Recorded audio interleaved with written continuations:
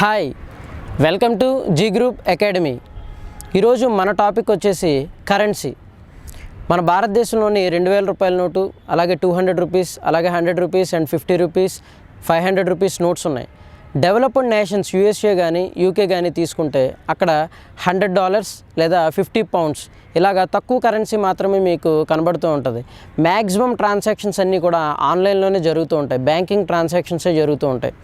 So మరి మన భారతదేశానికి వచ్చేటప్పటికి ఈ యొక్క కరెన్సీ అనేది క్యారీయింగ్ అనేది చాలా ఈజీ అయిపోతుంది. మనీ ఒకప్పుడు 1000 రూపీస్ నోట్ ఉండేది, దాన్ని డిమానిటైజేషన్ చేశారు. సో మొత్తం నోట్లు రద్దు చేసిన తర్వాత ఆ కరెన్సీ కంటే తక్కువ కరెన్సీ ఉంచుతారేమో అని చెప్పి చాలామంది అనుకున్నాం. బట్ ఏం చేశారంటే 2000 రూపీస్ నోట్ని తీసుకొచ్చారు. సో 1000 రూపీస్ నోట్ అనేది ఒక 1 lakh రూపీ ఉందనుకోండి, దాన్ని క్యారీ చేయడానికి మనకి ఒక 100 నోట్స్ కావాలి. కానీ ఇక్కడ 2000 రూపీస్ నోట్స్ అంటే ఒక 50 నోట్స్ ఉంటే సరిపోతుంది. ఇక్కడ ఏమవుతుందంటే క్యారింగ్ కెపాసిటీ అనేది చాలా తగ్గిపోతుంది. సో ఇక్కడ బ్లాక్ మనీ అనే దాన్ని దాచుకోవడానికి కానీ వీటికి చాలా ఉపయోగపడుతుంది. ఇలాగా ట్యాక్స్ నుంచి తప్పించుకున్న ప్రతి ఒక్కరూ కూడా ఈ యొక్క బ్లాక్ మనీని స్టోర్ చేసుకోవడం కూడా చాలా చాలా ఈజీ అవుతుంది. సో మరి దీనికి ముఖ్యమైనటువంటి కొన్ని కారణాలు లేదా దీని నుంచి మనం తప్పించుకోవటం ఎలా, దీని నుంచి వర్కౌట్ చేసి మనం ఈ ప్యారలల్ ఎకానమీ ఏదైతే ఉందో దీని నుంచి బయటికి రావటం ఎలా అనే దాని గురించి 2013కు ముందే బాగా ప్రాచుర్యం పొందినటువంటి అర్ధక్రాంతి ప్రపోజల్, అనిల్ బోకిల్ అనేటువంటి ఆయన ఈ ఎకానమీ మీద ఒక స్టడీ చేసి అర్ధక్రాంతి ప్రపోజల్ అనే ఒక దాన్ని తీసుకొని వచ్చారు. ఆ అర్ధక్రాంతి ప్రపోజల్ ఏంటంటే, మన యొక్క భారతదేశ ఎకానమీ అనేది ఒక బహుళ అంతస్తుల భవనం అయి ఉంటే ఆ పైన ఒక వాటర్ ట్యాంక్ ఉంటుంది. ఇక్కడ ఇన్కమ్ ట్యాక్సెస్ ఏవైతే ఇన్కమ్ ట్యాక్స్, జిఎస్టీ వగేరే ట్యాక్స్లు ఏవైతే ఉన్నాయో వీటిని తీసుకొని కింద నుంచి తీసుకొని ఆ ట్యాంక్లో వేస్తూ ఉంటాం వాటర్ని.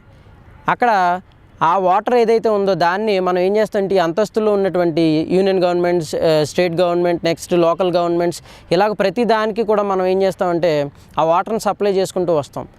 ఇక్కడ ఆయన చెప్తుంది ఏంటంటే, ఇక్కడ ఇన్కమ్ ట్యాక్స్ ఏదైతే ఉందో ట్యాక్సెస్ ఏవైతే ఉన్నాయో ఇవి వాటర్ ట్యాంక్కి వెళ్ళేటప్పుడు కూడా అక్కడ పైప్లోని చిల్లులు ఉన్నాయి. ఆ చిల్లుల వల్ల ఏమవుతుందంటే మళ్ళీ ఆ వాటర్ వెళ్ళి ఇంకొక ప్యారలల్ ఎకానమీ ఎక్కడో ఒక దగ్గర స్టోర్ అయి ఉండిపోతుంది.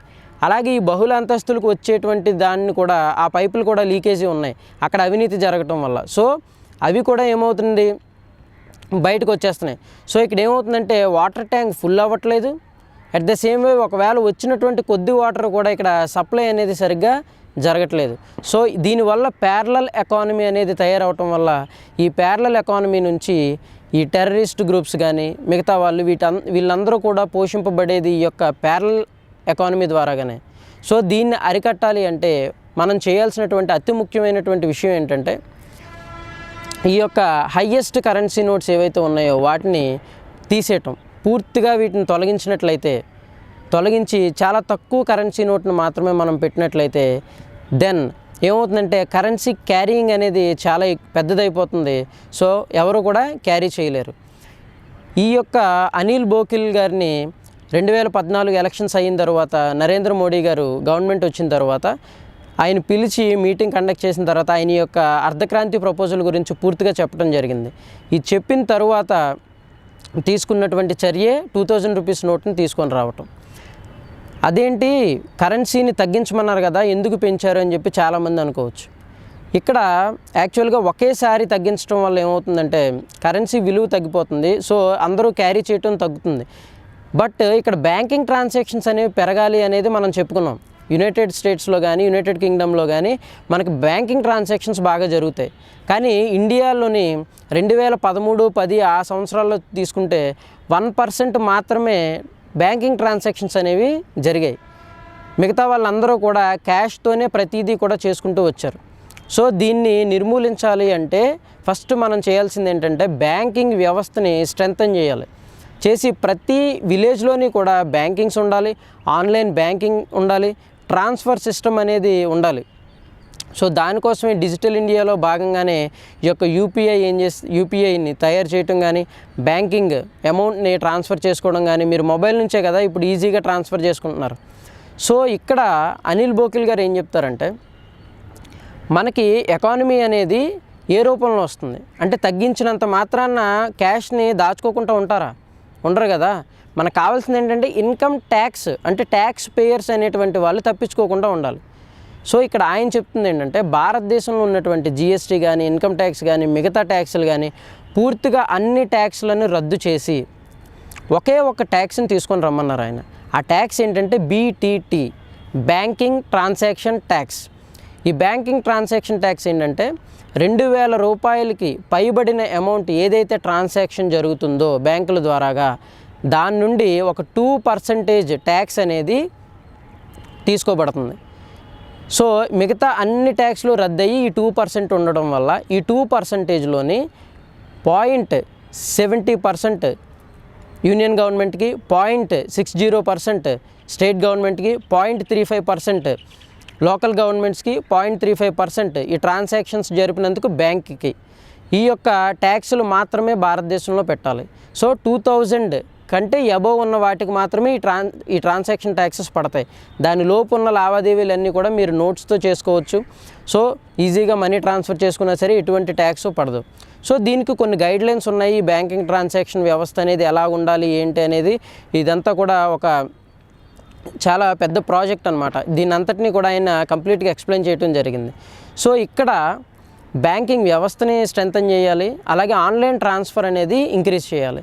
దెన్ మనం ఏం చేయాలంటే గ్రాడ్యువల్గా అంచెలంచెలుగా మనం ఏం చేయాలంటే ట్యాక్స్లను రద్దు చేస్తూ ఈ BTTని ఇంప్లిమెంట్ చేస్తూ కరెన్సీ నోట్స్ అనేటువంటి వాటిని డిక్రీజ్ చేస్తూ ఉండాలి.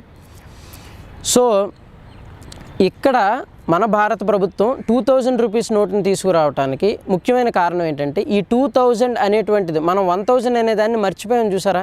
చాన్నాళ్ళు 1000 అనేది ఉండేది, ఇప్పుడు 2000 రూపీస్ అయింది.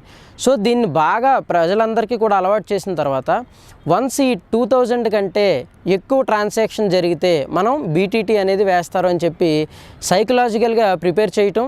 అట్ ద సేమ్ వే అసలు నోట్ల రద్దు చేయటం వల్ల ఏమైనా ఇబ్బందులు జరుగుతాయా అనేటువంటి వాటిని కూడా ప్రభుత్వం చూడాల్సి వచ్చింది. సో దీనివల్ల మనకి యాక్చువల్గా ఒరిగింది పెద్దగా ఏం లేదండి.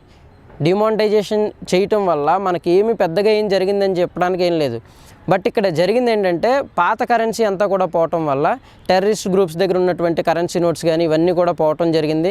తర్వాత కొన్ని అంటే దాదాపు ఒక సంవత్సరం పాటు ఈ యొక్క హవాలా ట్రాన్సాక్షన్స్ ఉన్నాయి చూడండి, టెర్రరిస్ట్కి పంపించేవి ఇవన్నీ కరెన్సీ, ఇవన్నీ కూడా చాలా వరకు అరికట్టడం జరిగింది.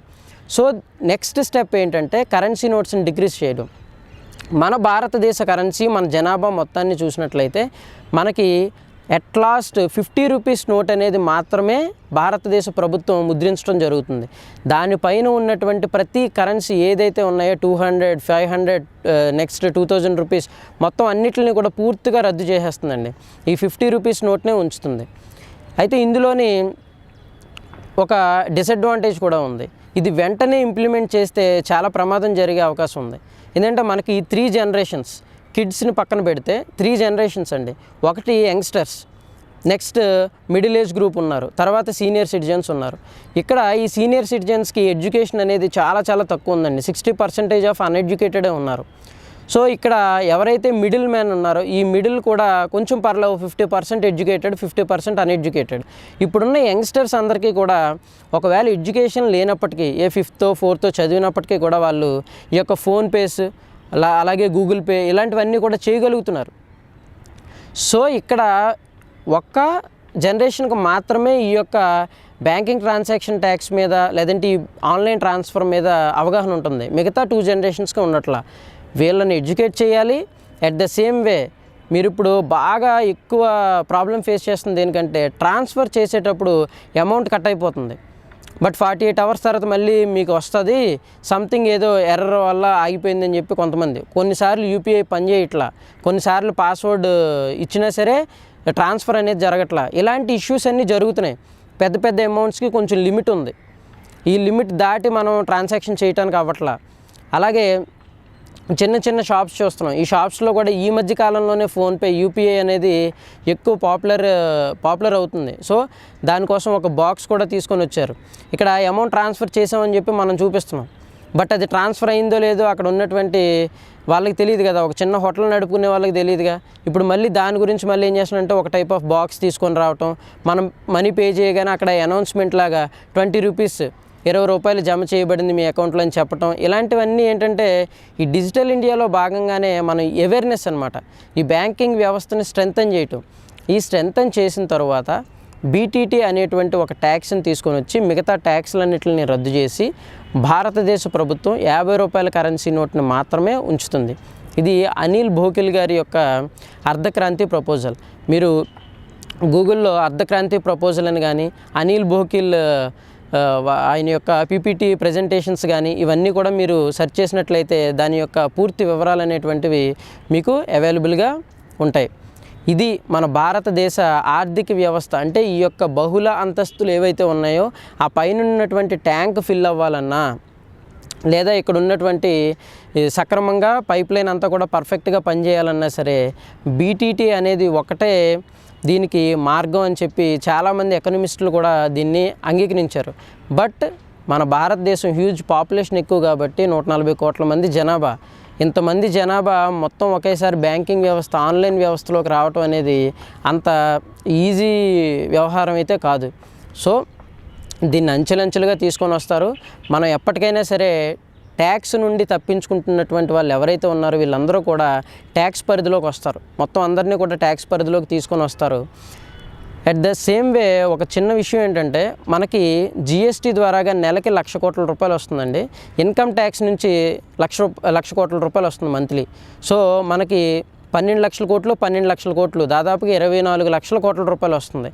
చాలామందికి అనుమానం ఏంటంటే బీటీటీ బ్యాంకింగ్ ట్రాన్సాక్షన్ ట్యాక్స్ కనుక 2% వేస్తే మనకి ఇప్పుడున్న బ్యాంకింగ్ వ్యవస్థకి నిజంగా వస్తుందా లేదా, అంత డబ్బు వస్తుందా లేదా, మరి మనీ అంతా పోయినట్లయితే మరి అంతకంటే తక్కువ వస్తే ఒక 10 లక్షల కోట్లే వస్తే అప్పుడు మనం లాస్లో కదా గవర్నమెంట్స్ ఉంటాయి. సో దాని గురించి కూడా విపులంగా లెక్కలన్నీ వేస్తే ఆ 2% ట్యాక్స్ ఏదైతే ఉందో ఇంకా అందరూ ఆన్లైన్కి అవ్వక ముందే మనం చేసినట్లయితే ఇప్పుడు వస్తున్నటువంటి ట్యాక్స్ కంటే చాలా ఎక్కువ రేట్లు వస్తుంది. సో అందరూ కనుక ట్యాక్స్ పరిధిలోకి బ్యాంకింగ్ ట్రాన్సాక్షన్స్కి అలవాటు పడితే మన దేశ ఆర్థిక వ్యవస్థ అనేది ఒక్కసారిగా మారుతుంది. మనం 30 లక్షల కోట్ల రూపాయల బడ్జెట్ కాదు 50 లక్షల కోట్ల రూపాయల బడ్జెట్ అనే దాన్ని పెట్టుకొని ప్రతి సెక్టార్కి, అంటే ప్రతి గవర్నమెంట్కి, యూనియన్ గవర్నమెంట్ కానీ స్టేట్ గవర్నమెంట్ కానీ అలాగే లోకల్ గవర్నమెంట్స్ కానీ అన్నిటికీ కూడా ఫండ్స్ అనేవి డైరెక్ట్గా డిస్ట్రిబ్యూట్ చేసుకోవచ్చు. ఏ స్టేట్ గవర్నమెంట్లో ఆ ట్యాక్స్ అనేది డిడక్ట్ అయిందో ఆ స్టేట్ గవర్నమెంట్కి వెళ్ళిపోతుంది 0.60, అలాగే లోకల్ గవర్నమెంట్స్కి 0.35 వెళ్ళిపోతుంది, యూనియన్ గవర్నమెంట్కి 0.70 వెళ్ళిపోతుంది. సో ఇలాగా డైరెక్ట్ ట్రాన్స్ఫర్ అనేది జరుగుతుంది, ట్రాన్స్పరెంట్గా ఉంటుంది, ఇండియన్ ఎకానమీ అనేది స్ట్రెంథన్ అవుతుంది. సో ఇలాంటి చర్యలన్నీ కూడా మున్ముందు తీసుకోవాలని, అలాగే తీసుకోవటం వల్ల మన భారత ఆర్థిక వ్యవస్థ బాగుపడుతుందని చెప్పి నమ్మకం గవర్నమెంట్కి ఉంది. సో ఇది ఈరోజు మన టాపిక్ కరెన్సీ గురించి. అందరూ కూడా చాలా అవేర్గా ఉండండి. మనకు ఎప్పటికైనా సరే బీటీటీ అనేది రావటం జరుగుతుంది. బీటీటీ కాంపిటేటివ్ ఎగ్జామ్స్లో అడుగుతున్నాడండి, బీటీటీ ట్యాక్స్ అంటే ఏంటని, బ్యాంకింగ్ ట్రాన్సాక్షన్ ట్యాక్స్. దీన్ని మొట్టమొదటిగా చెప్పినటువంటి వ్యక్తి ఎవరు అంటే తన యొక్క అర్ధక్రాంతిలో చెప్పింది అనిల్ భోకిల్. ఇది ఈరోజు టాపిక్. మళ్ళీ మరొక ఇంట్రెస్టింగ్ టాపిక్తో మీ ముందుకు మళ్ళీ వస్తాను. అంతవరకు సెలవు.